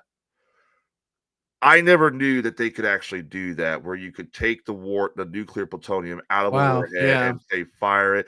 You've also got these drones. They're called suicide drones. Their whole point is it's a box with the drone propellers, and you fly it, and it's a grenade. Yeah. It literally flies. Look at military robots the Chinese are making. Oh my gosh. Yeah, that stuff. A dog robot is scary. Oh, it's a dog robot. Look at the robots DARPA is reportedly working on. They're like the size of rhinos with guns. I'm like, are we seriously getting to the point where the drone race is on and now we're inventing AI? How close? Where have I heard this before? Yeah, this don't sound really good where we're going. But I mean, And then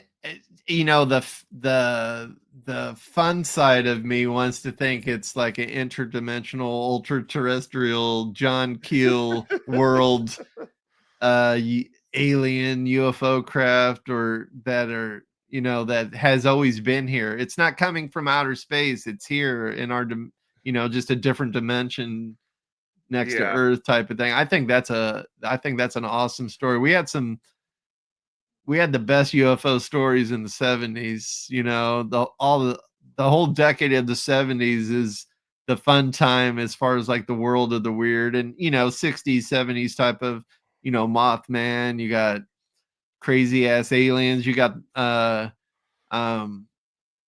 Indrid Cold, which is supposedly called the Smiling Man, in West Virginia, and who's supposed to be an alien being, and just the Frisco Nightcrawlers. You just had all kinds of fun stuff. We don't have that nowadays. I don't know why. Maybe because we can't be fooled as easy. I don't know, but it's fascinating to think about all these crazy stories that happened pre-2000. I mean, we have stuff nowadays, but stuff nowadays is like high technology, where back then it was more like clunky, weird shit, Well, you still have a few things. Like I remember the Montauk Monster that supposedly washed up on shore. They still haven't determined what that is. I don't even know what happened to the body with that damn thing. But then you also have, back in the 70s, you had a lot of stuff. You also had, what was that thing? It floated off the ground, had the cone-shaped head, long arms, and the Flatwoods Monster. Flatwoods Monster, thank you. Yeah, that's an awesome one too. Yeah, that one was always an awesome looking. And West Virginia. Yeah, that's a crazy one. Here's fun thing. My buddy does. He's trying to make me one, and it collapsed in the oven, but now it looks like a Flatwoods Monster alien, like from the movie Alien. So I'm gonna paint it, but he hates it. He's like, oh, it broke in the oven. I'm like, you know what? That's unique as hell. That's awesome. That's pretty. Yeah, that's a weird one that I just heard about. That's a super famous case, but most people don't know about it unless you're into this type of stuff. And I only heard about it within the last few years, which surprises me. Oh, really? Yeah. There's a lot of crazy stories out there that most. Like people think I'm some type of weird expert. I'm not. I don't know shit. I'm not a researcher. I just if you're into this stuff, you come across these stories, and it's just like, I never heard of this before. This is awesome, Right. So, out of all the cases, sure, I'm going to ask you this one. This will be the last question for tonight. What is your dream? I mean, obviously you're working on several right now. You're working on the Grand Tower UFO.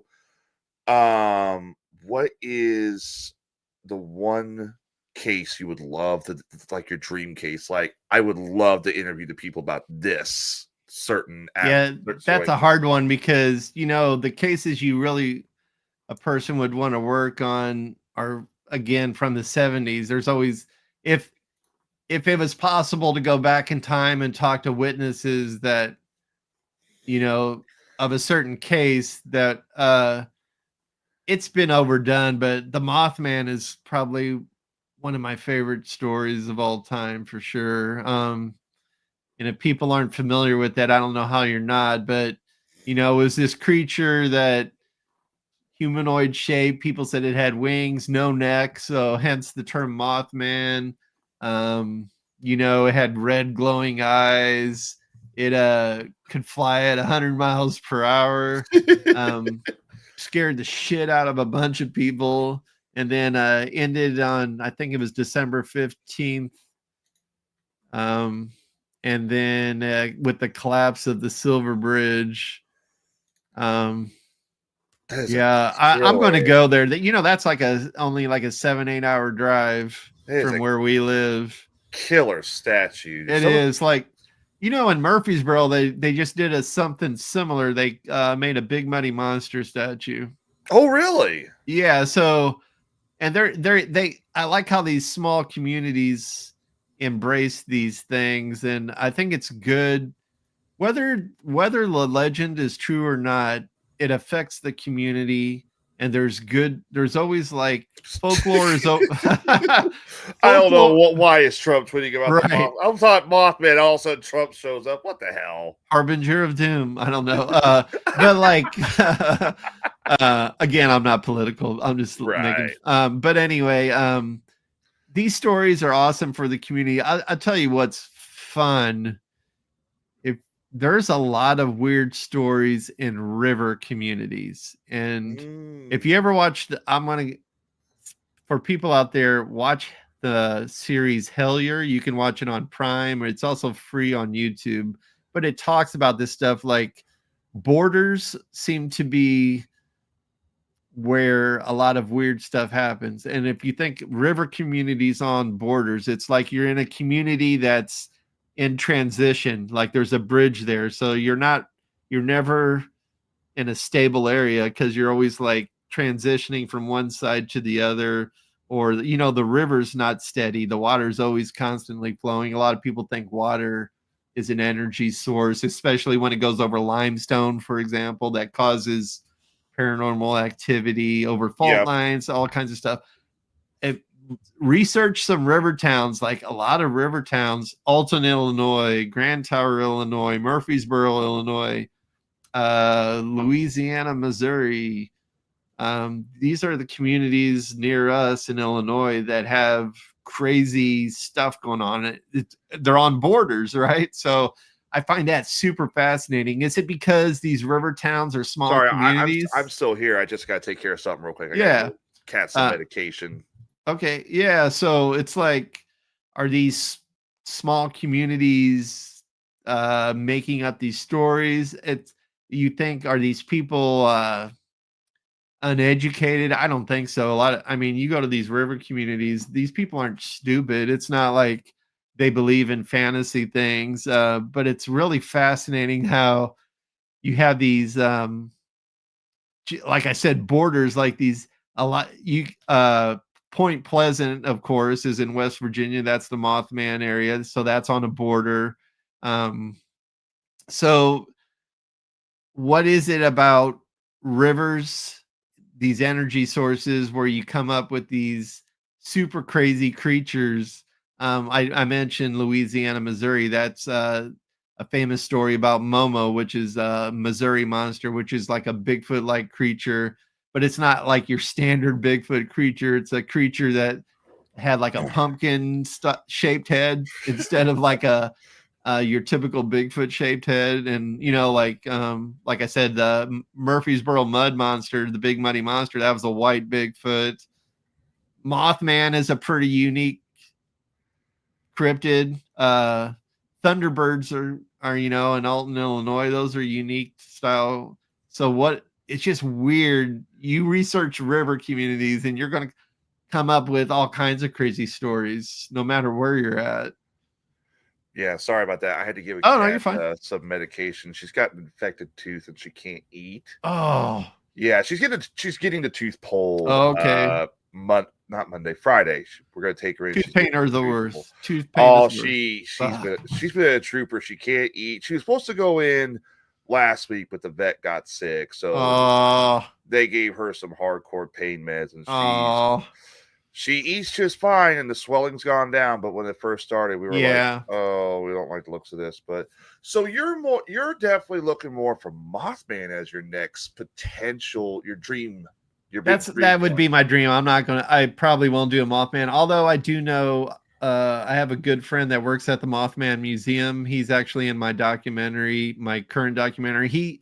So I don't know how many people are familiar with the term high strangeness. High strangeness means basically people believe that everything's related, like Bigfoot, UFO, ghost phenomena ghosts are all one phenomenon. It's related somehow. And there's a bunch of theories on how it's related, but so that's called high strangeness. And my friend's name is Steve Ward, so he's an expert on high strangeness. Anyway, he told me he would take me on tour of the Mothman sites, because he does that for that's part of his job now. But really, like, what I'm looking at right now in 2025 is doing a UFO case. There was a UFO crash in Cape Girardeau, Missouri in 1941 before Roswell. Really? And there's some documentation, like film and like news channel stuff on that stuff, but it's never really been done there's always more information on this type of stuff. So I'm probably doing that. I'm probably going to be doing a documentary on that. And then I'm going to do a full documentary on the Van Meter visitor that we kind of talked about earlier. So that's in Iowa. That's going to be a fun one. So getting a little bit more crazy with some of the documentary stuff I'm working on. Basically what I look for is what I call documented cases. And what I mean by that is not just someone telling a story, but there's like news articles on it. Could be police articles on it. There could be previous news coverage on it, so something with substance, something that, and they're stories, people that have stories about UFOs or Bigfoot, that stuff's fun. I wouldn't do a full documentary on something that's what I would consider an undocumented case. I don't mind doing small little shorts on stuff like that, but like the big meat of my documentaries is like something that's a very documented case, but I like to go for these cases that aren't really well known for whatever reason. They don't get a lot of attention. Right. Yeah. I'm looking at the pictures of the Mothman here, and it's like, these things would make killer Spider-Man villains. The Mothman, the Van Meter visitor. Yeah. These designs, and the thing is too, is you don't see these kind of creatures anymore. Like we were saying earlier, you don't see like the Mothman or the Flatwoods monster. Yeah. Or Momo, for example, a Right. Sasquatch with a pumpkin-shaped head. Because check out Fresno Nightcrawlers. If you look up that term, you'll recognize it. It looks like a walking. I've heard about the Fresno Nightcrawlers. Clothespin. It looks like a clothespin. Those are creepy looking too. You see these, and it's like, oh, dude, we could create so much better. Yeah. If you're gonna create a fake monster, if this is real or not, I don't know, but come on, people, put some effort into it. Those are starch pants. Yeah, they're just you see that video of it though. That's what freaks you out. Like the stills don't do it justice, but yeah.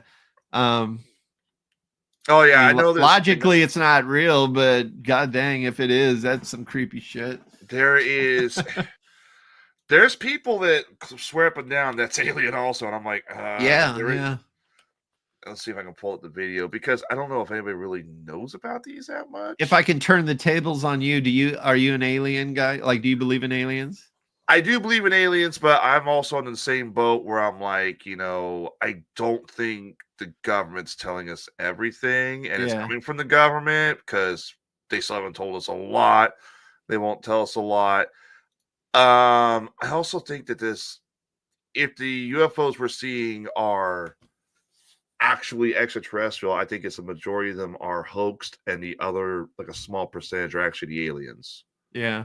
Because everyone nowadays, it's like you said earlier, you have to root out the people that want to come on, be interviewed, and they want to talk about like, well, I saw Mothman fighting the Van Meter visitor, and it was a battle for whatever, and you're like, it sounds so stupid. Like I believe Rob's story, and Rob had pictures too. That's a cool story. Rob, I hate Rob for that story, so I would love to have seen it, and he only got one photo. Yeah, but Rob's story, he's told that story. When I years. First met Rob, he told this story for a year, and I'd quiz him every once in a while, like, hey, Rob, tell us about that story about the UFO you saw. And he wouldn't miss a beat. Right. Told it. So I think when it comes to Rob's story, it's very credible. Yeah. Plus, I don't think Rob is the kind of person who would lie about that stuff. But it's the people that like go on, and there's people that I'm pretty sure that wouldn't lie about it, like the pilots who have seen the Tic Tacs. For example, I think they actually saw something. Whether that is extraterrestrial or it's actual terrestrial aircraft. Don't know. Like, do you believe in grays? I actually have a weird theory about the grays, to be honest with you. We had a guy who watches the show, our normal Wednesday, Thursday show, said a friend of his was abducted by the Oh, Greys shit. and said shortly afterwards, like a couple of years later, I think the guy committed suicide. Now, I don't know if what happened, why he committed suicide was over the Greys, but I was like, that's just fucking creepy. But all right, so my theory on the Greys and my theory on a lot of UFO phenomenon. Humanity is a very hostile species. We get in the fights over the most stupidest things possible. Yeah, you cut me off. Oh, you I'm cut sorry. me off in no. I'm like, you cut me off in traffic. Yeah. Okay. You cut me off in traffic. How dare you like the Cardinals over the Cubs? You grew up with Sega, not Nintendo. Yep. How dare you? Yeah. We are so trivial. We argue over the stupidest thing possible. And it's like right now it's a political dogma where this country's facing. We just had an election, sorry, it happens, it's how it goes. Yeah. We are very hostile. If an intelligence greater than our own, let's say an intelligence a little greater than us, came to Earth and they were like, well, who are these guys here? Last time we were here, they were giant reptiles. Now there's people. Let's see who these are. They come down. Of course, you start getting people seeing them. You have military action, there's been reports of military vehicles engaging these things. There's been reports of military vehicles shooting these things down. And they realize, oh, hey, if we're going to study these guys, we can't get too close. So let's send robots down. Let's send drones down. So I personally think anybody who says they've seen a gray alien, I think what they're actually seeing is a drone, like a robot. I think the real aliens are up on the ship, because if you're going into, let's say you're going after a grizzly bear or you're going after Bigfoot and there's a Bigfoot in the area, it's hostile, it's violent, you're not going to go in there by yourself. No. You're going to take like some kind of safety measure. You're going to maybe just drive your truck in and sit in the truck. Maybe you'll release a drone out. With the extraterrestrial, with the Greys and everything, maybe that's what we're seeing is a drone type being, and the real aliens are on the ship being quiet. Maybe they look like the Van Meter visitor in real life. I like that theory because that would make a lot of sense. Like we were talking about, the Chinese are making military robots now. Yeah. Military robot soldiers, basically, right? Yeah. So why wouldn't an intelligent race send down why would they come down themselves? Why don't they just send in a robot? That makes total sense. I like that. And if you hear every story about an abduction, they claim they are pulled out of bed. These things have no emotion. Yeah. These things act very cold to them. Yeah. And no nose, no mouth. There's no nose, no mouth, no genitalia, no clothing. Yeah. It's possible it might be either a highly cybernetic organism. Yeah. Or it could be an organic organism. Yeah. Because if aliens are capable of controlling minds, well, it's not to say that's how they don't control, these drones. Or it's a cyborg, half biological. Right. I like that.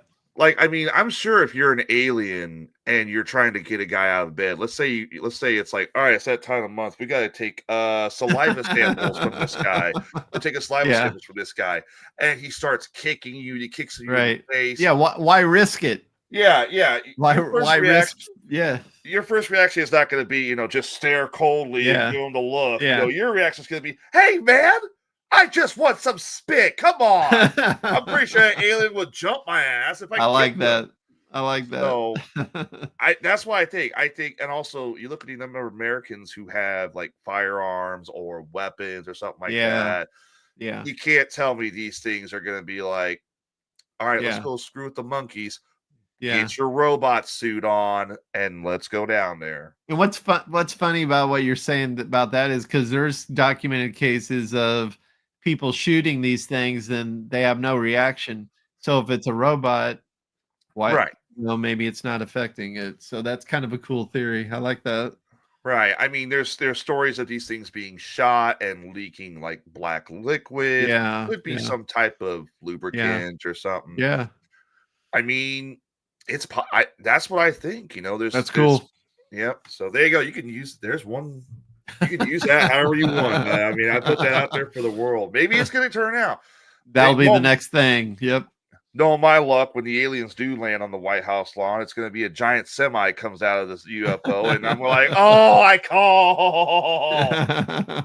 Or they're going to be some kind of spider people. I don't know. Right? Yeah.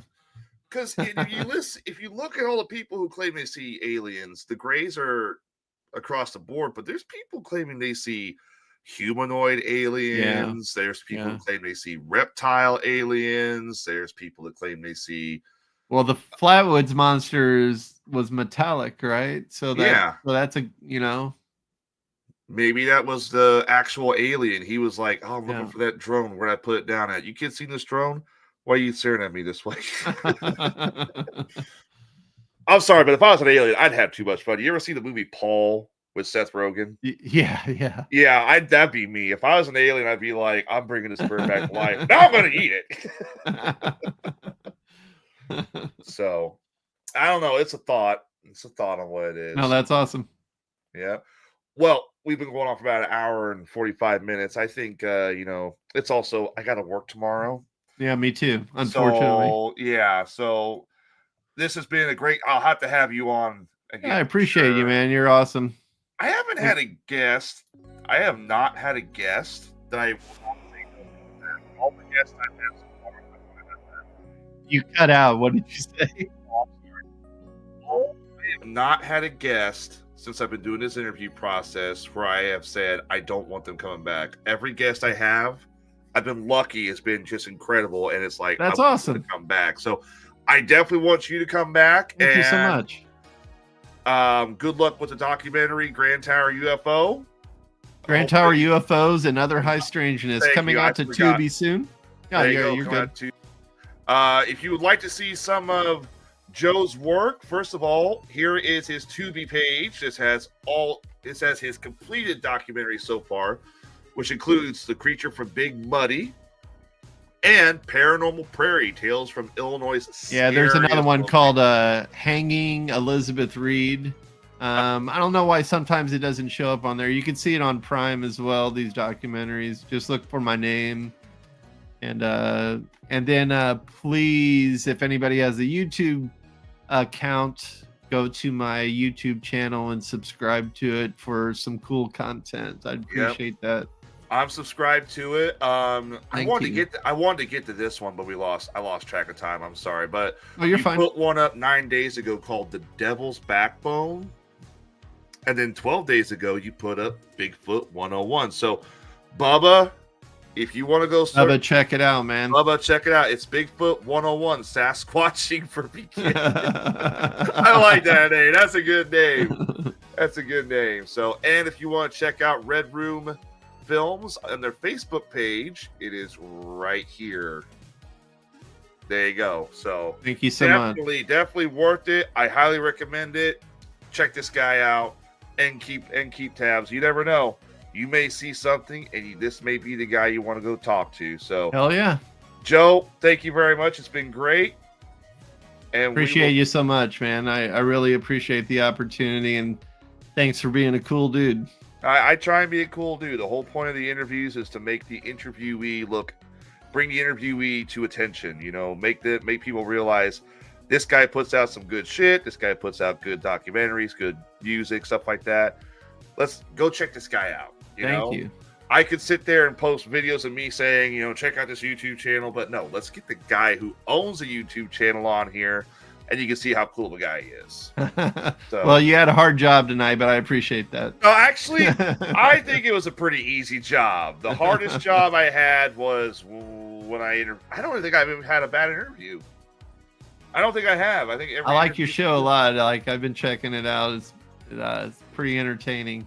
Highly recommend it for sure. You probably checked out the fire sale from Friday when I was eating all that weird shit. Oh God, I would not recommend ever doing that. No. Thank you, Chris. I had to drink a lot of Listerine after that show. Why? Because of the whole bottle. Bet you saw aliens then. Hallucinated with the aliens. It's just like taking the magic mushrooms. You don't need magic mushrooms. Eat some dog food, some jalapeno peppers, drink some green. Hey! All right, guys, we will be back tomorrow with another edition of the Best Damn Podcast. If you know somebody who'd like to come on the show, be interviewed by me or a member of the cast, obviously send them our way. We got several coming towards you. We got several we're working on. And obviously go check out Joe's RedRoom Films YouTube page, Tubi, and more. I'm going to tell you guys, it's definitely an amazing YouTube channel. Go check it out. You won't be disappointed. Joe, thank you very much for coming on. You have a great holiday season, and we will see you all tomorrow on the next episode. So long, everybody. Watch the skies and, obviously rush that monkey.